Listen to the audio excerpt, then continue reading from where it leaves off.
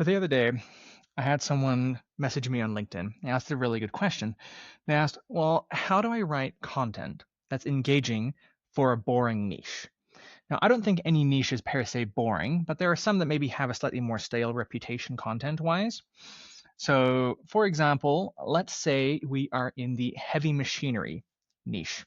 We are creating heavy machinery that we want to market and sell, and we want to connect with the kinds of people that are interested in that kind of thing. So, how do we write content for any niche, even if they're boring? If they're boring, um, how do we write content that's most likely to get engagement, get traction, and to get the kinds of quality eyeballs that we're looking for?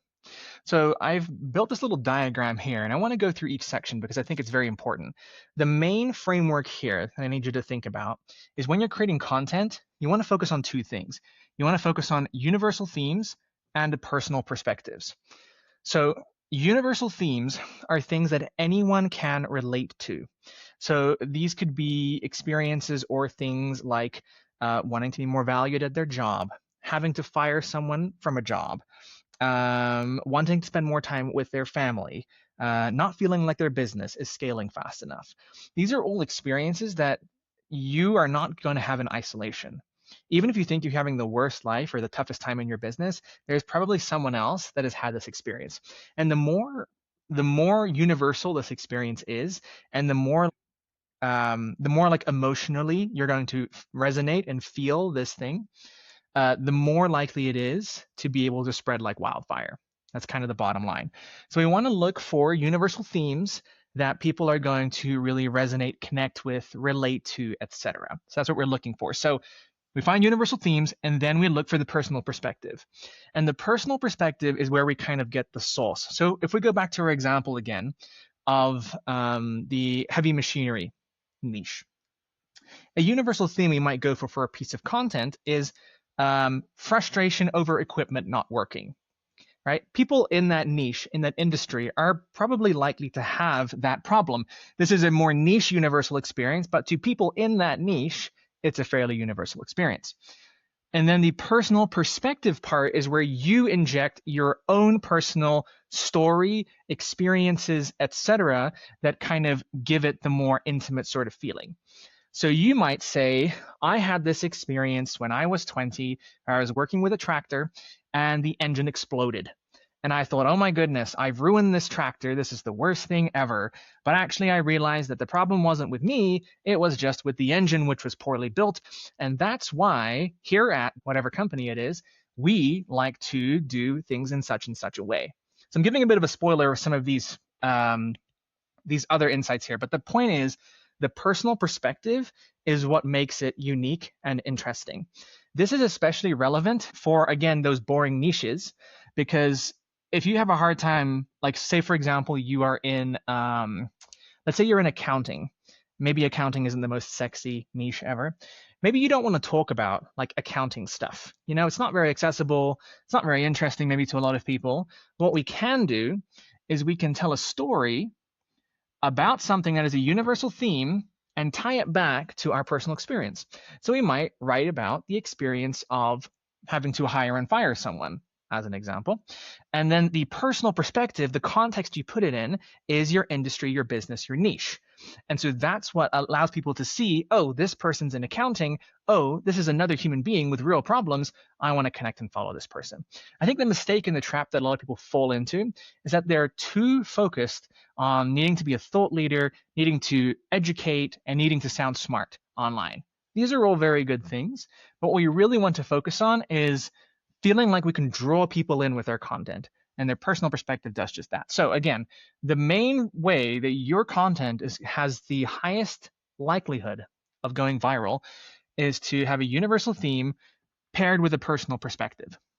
Now, I have some other insights down here that I want to quickly cover because I think they'll add a little bit more to the story. So the first is that the universal theme should be tied directly to a problem or a desire. So this should be a problem that someone in your niche, in your industry has, or something that they really want to achieve. And so again, this could be something like a problem that you had, again, is you have faulty equipment, where a desire that you have is you want equipment that lasts more than 5 years, right? You want equipment that helps you get the job done for less, whatever it is. Good market research will help you find these things. But so problem and desire are things that you want to tie into when it comes to the universal theme. Again, that's how you maximize for resonance. Personal perspective is a little different. So what we want to really focus on with personal perspective is the experience. This is what I already highlighted. We want to focus on what is it that happened? What's a story that we know? What's an experience that we had? And then we want to tie it back to this here. We want to focus on the insight because we don't just want to tell a story. We want to show a transformation of this is how something was, and this is what I got out of that experience. Because what this allows you to do through the vehicle of storytelling is it makes your audience essentially the hero of the story because they say, I've had this same experience, but this happened for him. Maybe that can happen for me too. Okay, so you want to pair the experience with the insight. Splitting off the insight and just talking about the experience is not interesting. No one cares about you reporting on an event that happened. A story is where the transformation occurs. Okay, experience to insight. What I've included here in the middle is a box with specific outcome. If you're smart about how you're posting your content, you'll want to be working for specific outcomes. This can be to drive leads, to grow visibility, or whatever it is. And so as you write the piece of content, the post or create the YouTube video, you always want to remember what is the specific outcome that I'm trying to create with this piece of content. Because we're not just posting content for the algorithm, we're not just posting content for fun. There is some sort of reason behind it. And it can be something as simple as I just want to show people that this is possible. I want to provide hope for people. I want to show them that my solution can help them fix their problems. I want to show them that I have a workshop coming up in 2 weeks that will help talk about this further. Whatever it is, this is kind of the central lens that your outcome needs to be building towards. Because otherwise, you just are kind of posting something and you've gathered all this attention and it goes nowhere.